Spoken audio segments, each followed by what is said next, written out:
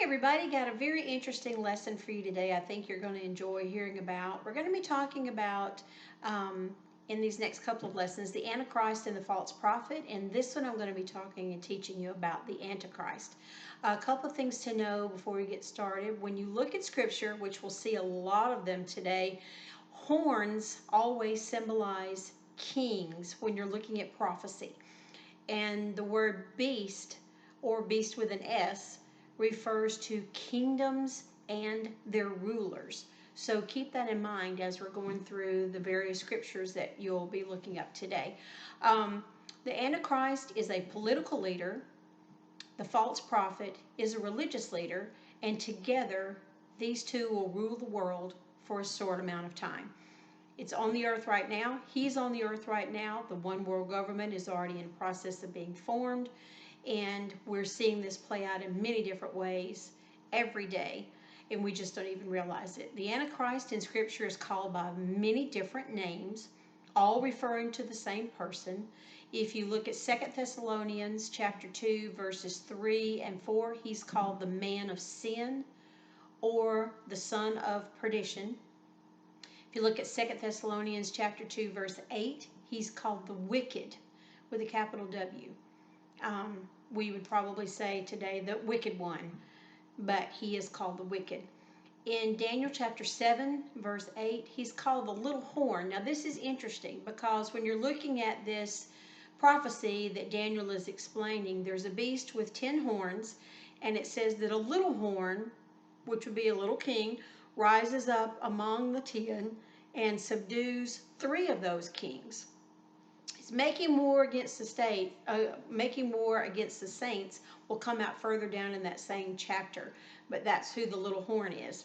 It's also called the beast in Revelation chapter 13, verses 4 and 5. Remember, the word beast means king and kingdom. The end world government, and the, how am I saying this? The end of the world government as we know it um, is going to be finalized by the reign of the Antichrist and his false prophet. But the main way we refer to him today is the term the Antichrist, and that's found in 1 John chapter 2, verse 18, which means anti, means against, so against Christ or in place of Christ. So it's a very appropriate name for him to be called. Where's the Antichrist going to come from? He's going to come from among that 10-horned kingdom, which is part of the newly revised Holy Roman Empire. It's a 10-king alliance. The Holy Roman Empire was revived on November the 3rd, 2009, when the Lisbon Treaty was signed by 27 nations, but it was prophesied in Daniel chapter 2, verse 44.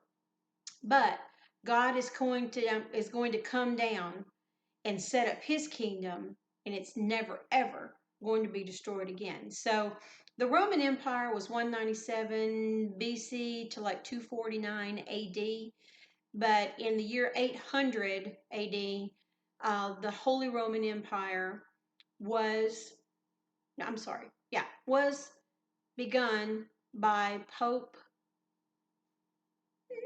Leo, and then he crowned Charlemagne. So if you're a history buff and you want to get into all that, that's all tied in um, with the revived Holy Roman Empire, which happens in Europe.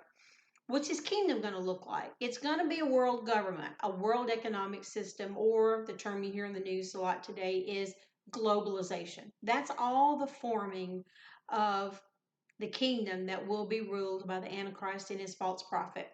Revelation 13, verses 1 and 2. It's going to be ruled by a very, very strong economic system, because we all know if you control people's money, you control people. And that's going to be the way he's going to put a lot of this into play. When you have economic control, you can force people to come into obedience to whatever it is you're wanting them to do. The participants in this system in the world government beast, which if you look back in Revelation 13 and read all the way through verses 1 through 18, there's going to be Germany, which is referred to as the leopard, that's the body. Russia, the bear, which is the feet. Great Britain, which is a lion, is the mouth of the beast. And then the 10-nation alliance from the revised Holy Roman Empire. The Antichrist is going to rule the one world government. That's in Daniel 7, verse 25.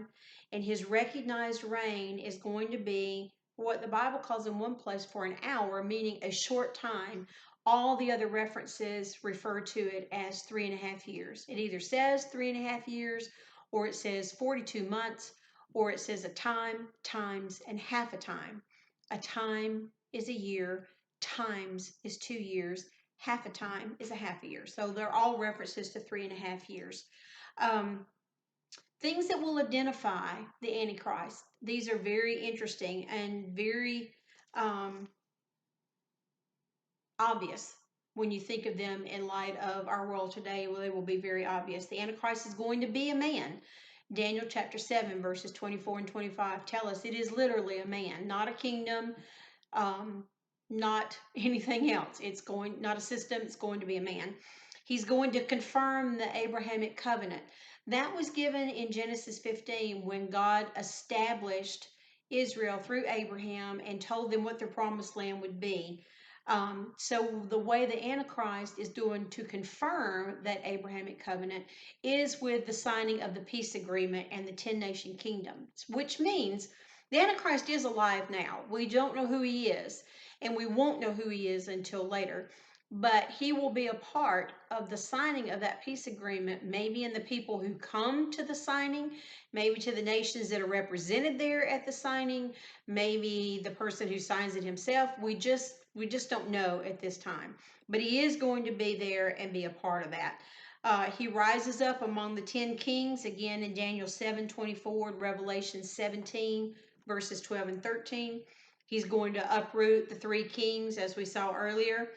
And then it says in Daniel 7, verse 20 and 8:23, he will have a fierce countenance and a stout countenance. Now, I see that as someone who looks strong, who looks like he means what he says, who is, all about the business. He's not here to be frivolous or do things that don't matter. He is very focused and he is ready to go.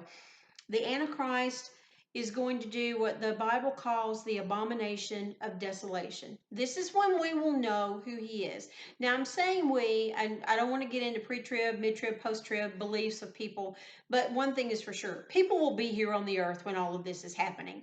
And hopefully, this message will still be available, and whoever is here when this time is happening, which I believe that we will be here during this time to see the Antichrist revealed. At least they will know from these teachings what's going on. So he's going to claim to be God, which means since he's in as one of these kings, he's going to be a political leader who's going to claim himself to be God. Now, he'll do that by stepping into the newly built third temple in Israel. The animal sacrifices would have been going on. He's going to step in. He may say, today the sacrifices end. You will worship me. He may say, you don't have to do any of this stuff anymore for any reason because I am the ruler of the world and you will worship me. Or he may flat out step into the temple and say, I am God, which would be considered the highest blasphemy of all, and maybe why it's referred to as the abomination of desolation. The Antichrist is going to be regarded as brilliant. If you've watched any of the Left Behind series, they show people just in awe of him and how they think he's so fascinating. So he will be highly revered by the people who are being deceived by what's going on. He's going to be completely driven by Satan himself. We know that from previous scriptures that we've looked at. He is going to persecute God's people. I don't like that part at all, but that is in Revelation 13:7 and Daniel 7:21. Christians are being persecuted right now today in greater numbers than ever in the history of the world. More Christians have been persecuted in the recent times than all the other times put together. So persecution of the saints is ongoing now, but he will have a special motive for going after the saints. Remember, it says in scripture that he will overcome them. Well, when Jesus was crucified, Satan believed that he had overcome Jesus and that he had won, but 3 days later he found out he had not. I believe what will happen here is that the Antichrist could possibly be able to subdue all of the Christians, stop them from being able to worship, start the persecution, and he'll think, ha, finally I've got them under my control. And then all of a sudden Jesus returns and he doesn't have us under his control. There's many ways it could happen, but we know that in some way the Bible tells us it is coming. In Revelation 12:14, it says that while he's ruling, he doesn't rule the entire world. He's got influence over the entire world, but he does face resistance. And from what we see in scripture, it looks like the United States will be one of those countries who will resist him, because you do not see the eagle listed with these 10 nations and this revised Roman Empire and Holy Roman Empire and all these other things. The eagle is not mentioned again until she becomes the protection for Israel after the abomination of desolation, when the Bible tells them, flee, run for the hills, and it says that we are able, the wings of the eagles are able to protect them so that they can flee into their promised land. He's also not going to control the country of Jordan, so we know that will not be under him as well. And that is found in Daniel chapter 11, verse 41 and verse 44. The Antichrist is going to honor the God of forces. What is force? Military, gun control. That's what he's going to honor. He's going to be big on that. And it doesn't surprise me because he's wanting to war. That's what he wants to do. Daniel chapter 7, verse 25 tells us he's going to change the times and he's going to change the laws. So he's going to make this fit into what he wants and not what anybody else wants.